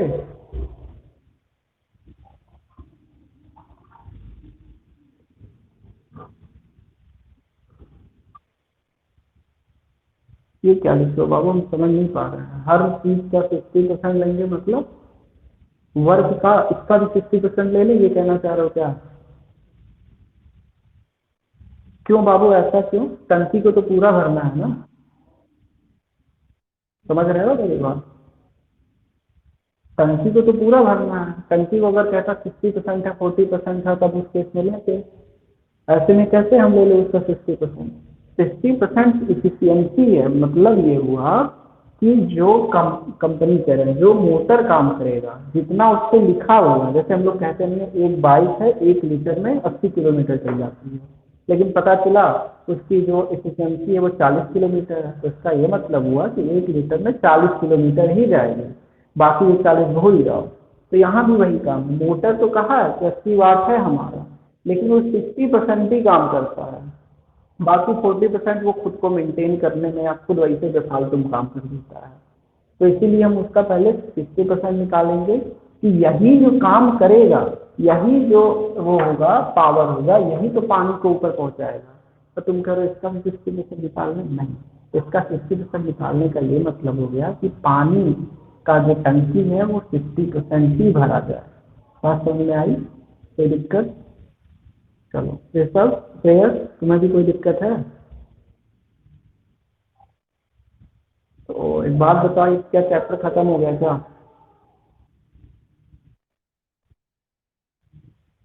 अभी है कुछ?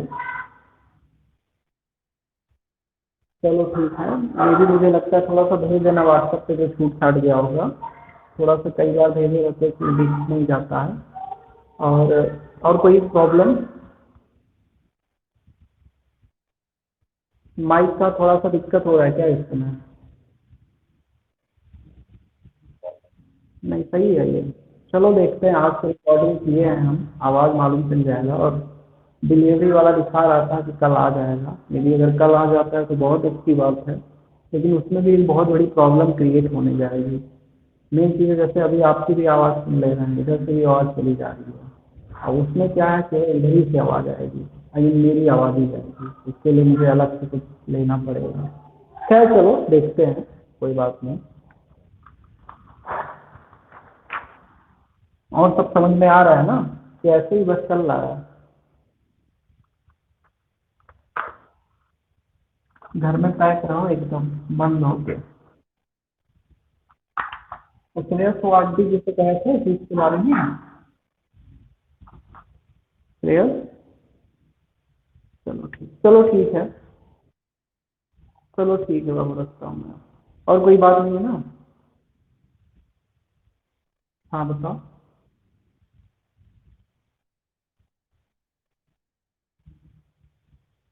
चलो ठीक, बाय।